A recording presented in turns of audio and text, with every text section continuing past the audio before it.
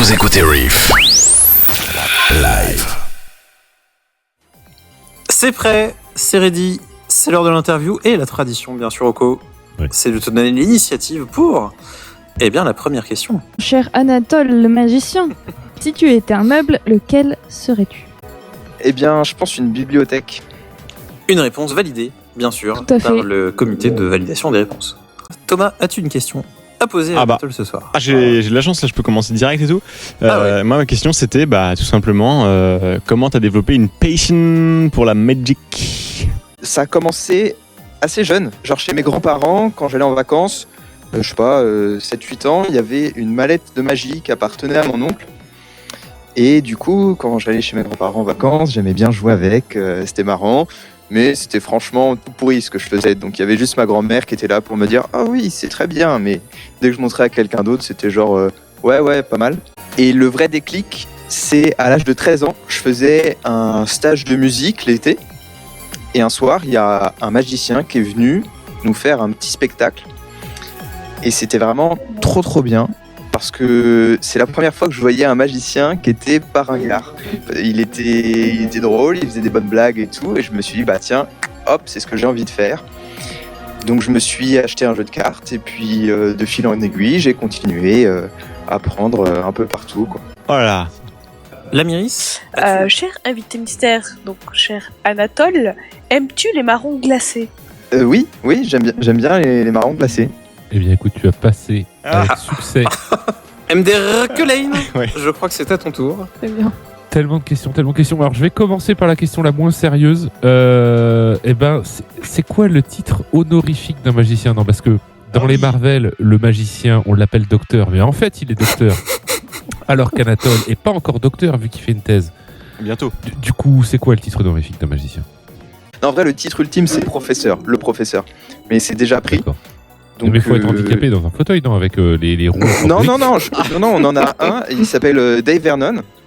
Et en fait, c'est celui le magicien qui a vraiment influencé tous les gens après lui. Ouais. Il est mort, je crois, vers 98 ans. Il est du siècle dernier. Et il avait vraiment une super pensée magique. Il a vraiment tout révolutionné. Donc le titre ultime, c'est le professeur. Bon, alors du coup, et Anatole, ton titre, c'est pour le moment? Mon titre, c'est... Je dirais certifié, quoi. Ouais, voilà, certifié, c'est pas mal. Du coup, ça veut dire que derrière, il y a une réelle communauté construite. Oui et non, c'est-à-dire qu'il y a plusieurs structures qui peuvent effectivement regrouper les gens. Il y a par exemple la Fédération française des artistes prestidigitateurs, c'est la FAP. Exactement, FFAP. Donc ça c'est pour en France, et il y a plein de clubs qui sont à plein d'endroits. Et donc c'est l'occasion d'y aller. Mais moi je ne fais pas partie de FAP. Après, au plan mondial, il y a la FISM, Fédération internationale des sociétés magiques. Et après, il y a plein d'autres, regroupements. Et on se retrouve aussi pas mal dans des congrès ou lors de conférences. Mais alors du coup, lors d'une conférence de magie, on révèle des tours, quoi. Ouais, mais en fait, on est entre magiciens et déjà, il y a un coût pour participer à cette conférence. Et puis, il faut être prêt à entendre quelqu'un parler pendant 1 heure de la manière dont il faut tenir un jeu de cartes. Donc vraiment, s'il y a quelqu'un qui fait pas de magie, un profane comme on dit, qui vient, il va vite s'ennuyer, je pense. Mais entre nous, on est beaucoup pour le partage, parce que si on travaille justement tous ensemble, c'est comme ça qu'on fait évoluer l'art magique. Alors après, c'est vrai qu'il y a des personnes qui ont des trucs très perso qu'ils ont envie de garder pour eux, et tant mieux aussi, parce que ça fait vivre le secret même entre nous. Colin, je te rassure, il y a un deuxième tour de table. Ouais. Ah mais bon, il va en falloir 12. Ça, On verra. Thomas, c'est le réalisateur ce sour, c'est lui qui nous mettra les coups de frein quand il y a besoin. Que là, on peut faire le tour du cadran 2 fois si tu veux. Et moi, je crois que c'est à mon tour. Je vais m'attribuer le totem de la parole. Mais avant, sur le chat, on a eu une question. C'est Manou qui te demande: as-tu déjà visité le musée de la magie à Paris? Oui, il y a la question, on la prendra. Oui, j'y suis déjà allé. Et c'était très sympa. Dans le même genre, il y a aussi un musée à Blois, c'est la Maison de la Magie. Mais même donc le musée de la magie, j'étais même allé écouter une conférence, puisque j'en parlais, voilà. Mais qu'est-ce qu'on voit juste dans le musée de la magie? Alors c'est plus des pièces historiques pour montrer un petit peu l'univers de la magie, de la prestidigitation, puisque ça a finalement pas mal évolué depuis que ça existe. Et donc voilà, on peut trouver l'évolution de cet art sur scène ou avant que ce soit sur scène. Et puis il y a évidemment Genre une partie des boîtes qui est liée à découper, des jeux de miroirs, des trucs comme ça. voilà, c'est ça. C'est tout genre de choses. Et puis il y a aussi une petite partie performance, parce que avant tout c'est fait pour être partagé, la magie, pour être fait devant des gens, parce que sinon on le fait tout seul, c'est moins intéressant. Et du coup il y a de temps en temps des petits spectacles, ou même là je vous parlais d'une conférence donc spéciale pour magiciens. Ok. Effectivement, Widou, qui te demande, et que penses-tu du mentalisme? Est-ce un domaine de la magie qui te paraît respectable, intéressant, ou au contraire foireux au possible? Alors c'est une très bonne question.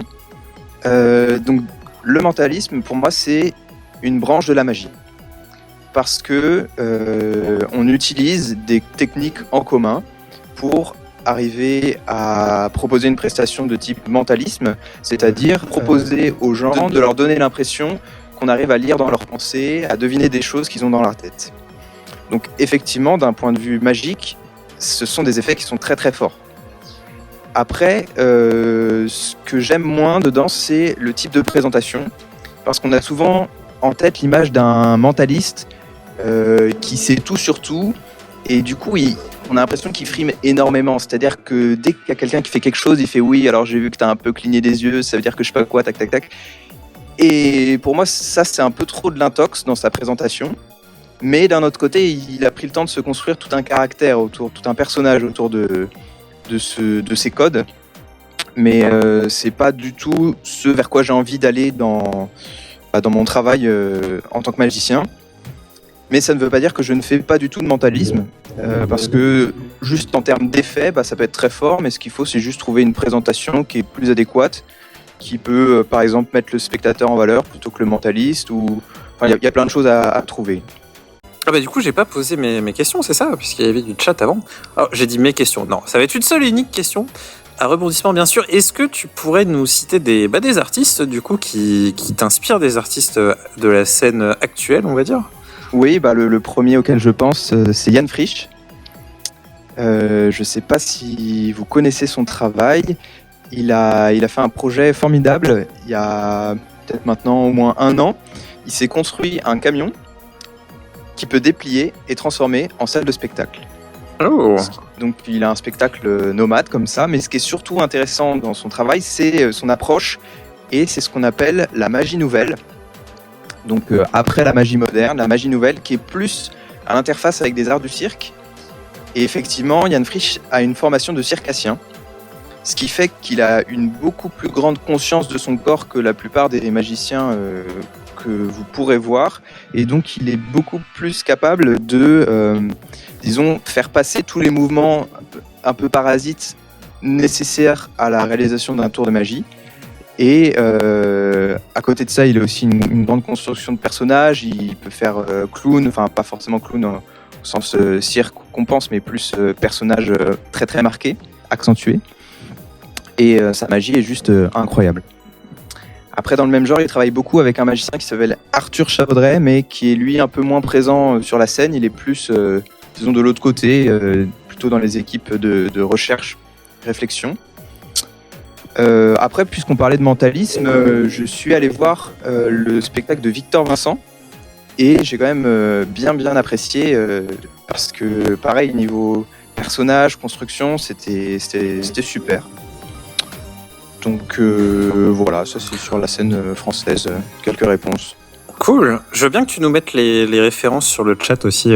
Ouais, et je vais essayer de vous choper surtout le numéro de Baltas de Jan Frisch, avec lequel il a gagné. Son 06 direct, quoi.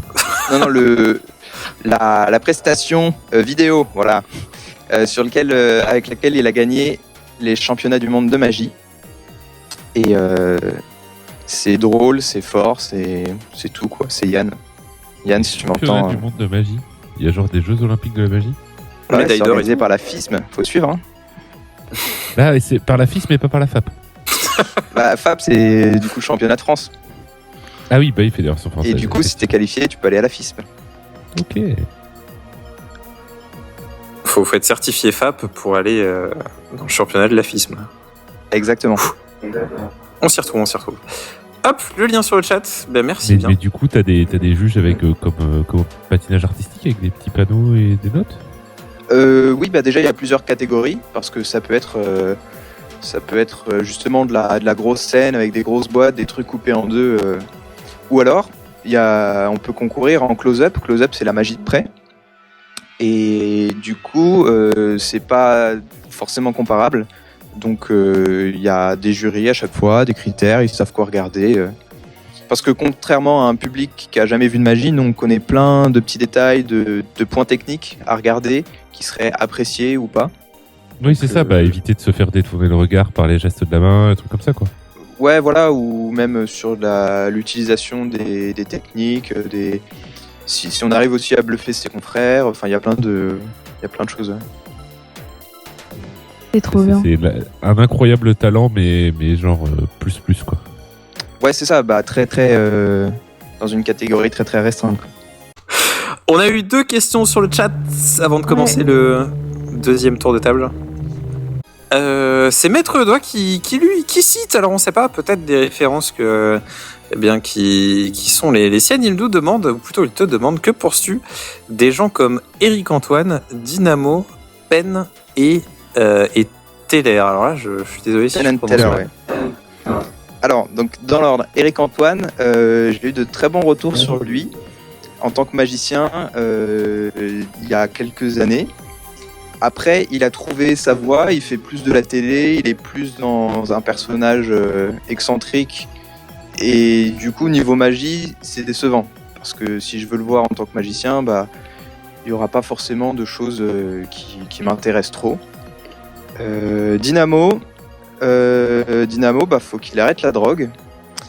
Et Penn & Teller, ils sont vraiment super, ils ont des super idées, un regard sur la magie qui est très intéressant, un petit peu méta, ça me plaît pas mal parce que pour ceux qui savent pas du coup, c'est un duo de magiciens qui sont à Vegas et qui organisent une émission dans laquelle les magiciens, des magiciens sélectionnés viennent leur présenter un tour. Et le but, quand on est invité sur cette émission, sur ce plateau, c'est de bluffer Penn & Teller. Du coup, c'est très bien pour la magie en elle-même parce qu'ils incitent à la recherche, à chercher des nouveaux principes, des nouveaux tours qu'ils ne connaîtraient pas. Et donc ça, c'est formidable. Et après, eux deux, à la fin de l'émission, en général, ils font un petit tour de magie devant tout le monde. Et enfin, je dis un petit tour, mais non, ils font un numéro. Et avec une approche toujours très intéressante. Une interview riche en références. Hop, Oko, ça va être à toi. Mais Widou qui dit c'est peut-être un a priori faux, mais je me fais de la magie l'idée d'une communauté très masculine. Est-ce qu'il y a beaucoup de magiciennes ? Est-ce que la question de la place des femmes dans la magie revient souvent sur le tapis ? Alors c'est encore une fois une très bonne question. L'a priori est tout à fait vrai, c'est-à-dire que il y a essentiellement que des magiciens. Moi, je l'ai rencontré du coup seulement, je crois, 1 ou 2 magiciennes personnellement où on a vraiment pu échanger, se montrer des tours, etc. Donc ouais, il y en a très peu. Après, la place des femmes dans la magie, bah, effectivement, il y a le côté femme assistante, etc. C'est en train de changer, mais je dirais assez lentement, quoi. Mais c'est vrai je dirais que bien, mais pas bien, mais ouais. après je suppose pas. Alors bon, ça va rebondir dessus, mais après la pratique de la magie, c'est beaucoup d'autodidactes. Alors on parlait tout à l'heure de maîtres, de professeurs, etc. Beaucoup de formation auprès de quelqu'un d'autre, parce que du coup c'est peut-être là que ça peut jouer. Bah, je pense que la première entrée dans le milieu de la magie, ça se fait de manière autonome. C'est-à-dire que on se dit tiens, j'aimerais faire ça, je vais voir un peu sur internet ce que je trouve. Et on peut voir vite des tutoriels pour apprendre des petits tours faciles. L'étape d'après, c'est peut-être d'aller dans un magasin de magie, commander sur internet un peu plus de contenu. Mais effectivement, là, l'image qu'on a en face de soi, c'est très masculin, puisque c'est des anciens magiciens qui ont fait anciens ou des magiciens qui partagent leur répertoire. Donc c'est pour beaucoup des hommes. Donc, Du coup, ça a un effet pervers. Peu de modèles féminins sur la magie fait que ça On tu s'identifie génères moins beaucoup d'élèves, moins. etc. C'est Peut-être, du oui. coup. Ouais. Du coup, Après, on il y a s'identifie aussi beaucoup moins. dans l'attitude aussi, être magicien, c'est se mettre en avant, c'est montrer qu'on fait des choses que les autres ne font pas. Et ça pourrait être assimilé pas mal à un caractère de garçon, pour frimer, pour être presque dans la drague. Ouais, il y en a qui me demandent est-ce que ça sert pour pécho. C'est effectivement un truc qui peut être vu comme ça. Oko, tu avais une remarque tout à l'heure, on l'a pas bien entendu. En fait, c'était la même chose. C'est que du coup, c'est un peu difficile de s'identifier. C'est que dans les numéros où il y a des filles, finalement elles sont juste là pour faire joli, pour sourire avec leur jolie tenue et C'est potiche voilà, le quoi. terme que tu cherches. c'est Est-ce qu'on est encore là chez Patrick Sébastien, par exemple? Oh là là, les questions. Ça fait longtemps que j'ai pas regardé, mais je sais qu'il y avait un magicien, j'ai plus son nom, mais il avait vraiment des nanas à côté de lui qui étaient très très peu vêtues et c'était dur de décrocher le regard en fait. Et dans Patrick Sébastien, il y en avait deux. Il y avait celui du milieu d'émission qui venait justement leur faire un tour avec les cartes. Et Bernard t'avais Billis, celui de la fin qui avait son gros numéro immense qui clôturait le show Dany avec. Larry. C'est ça, Ouais. Daniel. Mais quelque part, est-ce que c'est pas du coup, est-ce que dans ces cas-là, tu ranges pas ces femmes revêtues en accessoires du magicien? Elles sont là pour détourner le regard, au même titre que tu peux faire des gestes de la main ou des trucs comme ça, quoi. C'est vachement une bonne nouvelle pour la femme objet. Non, pas du tout. Mais c'est juste un fait constaté. Il est triste, mais je crains que ça soit ça le but derrière, quoi. Peut-être qu'un spécialiste de la magie pourrait nous éclairer. C'est un petit peu l'idée qu'il y a derrière, mais il y a plein d'autres moyens, donc effectivement, il faut que ça change petit à petit, quoi. Et toi, Datol, est-ce que tu utilises des femmes objets pour tes spectacles? Alors non, non, parce que c'est pas vraiment dans mon style. Et puis en vrai, c'est du coup un type de prestation ou de performance que je ne fais pas. Parce que ça demande beaucoup de moyens, beaucoup de boîtes et tout, de je sais pas quoi. Alors que si j'ai juste un jeu de cartes dans ma poche, je peux faire de la magie partout, même sur des grandes scènes. Donc là, c'est la différence entre le close-up, le grand spectacle, les trucs comme ça, c'est ça? Oui, alors, donc en gros, là, typiquement quand on parle des assistantes, puisque c'est le sujet, c'est plus pour ce qu'on appellerait de la grande illusion, pour la magie de scène. Et donc là, c'est des énormes productions où ils sont, je sais pas, des équipes de 10, ils arrivent avec un camion et tout. Alors que de mon côté, je suis solo et donc je fais des spectacles sur scène, mais beaucoup moins. Voilà quoi. Plus intime. Ouais, c'est ça, plus intime. Ça, c'est pas mal par rapport aux spectateurs, ouais. Je suis plus proche des spectateurs. Uniquement de la magie sur scène ou aussi de la magie de rue, des trucs où plus immergé au milieu du public Alors, c'est effectivement ce que je fais le plus, c'est du close-up. Donc c'est le terme pour dire magie de près quand il y a, je sais pas, ça peut commencer pour une personne et jusqu'à une dizaine de personnes, 10-15. Et là, j'avais plutôt beaucoup l'occasion d'en faire dans des restaurants à Paris. Et donc c'était surtout des restaurants un petit peu chics où en bonus, il y a un magicien qui passe à votre table et qui vous fait quelques tours pour animer la soirée, patienter un peu entre les plats. Tu l'as déjà fait sur des restos péniches ou pas? Non, mais j'ai déjà fait dans un resto-bus. Qui faisait Sinon, t'aurais pu être avec genre une soirée du bon boulot. Mais j'ai failli en faire une. Il y a justement un propriétaire d'une péniche près de Birakheim qui m'avait contacté. Et ça s'était pas fait, mais ça aurait pu. J'ai un souvenir un peu ému de ce magicien qui faisait une soirée de cadre tous à moitié bourré où faire des tours, c'est vachement compliqué quand même. Ouais, alors justement, c'est pour ça qu'on intervient plutôt en général en début de soirée. Mais pareil, moi, c'était ma première prestation, je crois, de close-up, c'était pour un repas de mariage. Et donc tout se passe plutôt bien, mais clairement, je me fais bouffer par les spectateurs parce que j'ai pas encore suffisamment de tchatch pour répondre à toutes leurs vannes. Mais ça va, ça se passe plutôt bien, il me reste plus qu'une seule table. Et là, je les aborde et tout. Et en fait, ils avaient mis tous les relous de la famille, des deux familles, à la même table. Et je suis allé les voir en dernier, donc ils avaient bien picolé. Et c'était un enfer, quoi. Ouais, quelle idée dans les mariages de mettre les relous comme ça à la même table. C'est pour pas qu'ils... Enfin, si, non, c'était très bien joué, je pense. Les niveau autres plan puissent de manger table. tranquille. Voilà, exactement. Hop. Question de Raptor 9 et après, vraie question de Oko. On fait ça comme ça Ouais. Quel est ton avis du coup sur la maxime présentée par Nolan dans Le Prestige, à savoir qu'il faut accepter le sacrifice pour l'art, même si dans le film c'est plus concret que figuratif. Oula, Je pense qu'effectivement, quand c'est une grande passion, on est capable de faire plein de choses. Enfin, moi, là, je passe ma vie à acheter des livres de magie pour les étudier, et du coup, je passe du temps à faire que ça. Mais du coup, c'est pas forcément un sacrifice, c'est plus par passion. Après, aller au-delà, ça peut être aussi beau pour l'art, mais c'est un bel engagement en tout cas. Ok, ceux qui ont vu le film comprendront plus de quoi vous parlez. Très bien. Du coup, je vais peut-être un peu rebondir dessus, mais en même temps, j'ai pas vu le film, donc je suis pas sûre. Mais du coup, la magie, c'est ta passion. Et est-ce que si tu pouvais, tu voudrais en vivre ou tu préfères garder ça quand même comme une passion et comme finalement quelque chose que tu fais à côté d'une autre façon, je ne sais pas.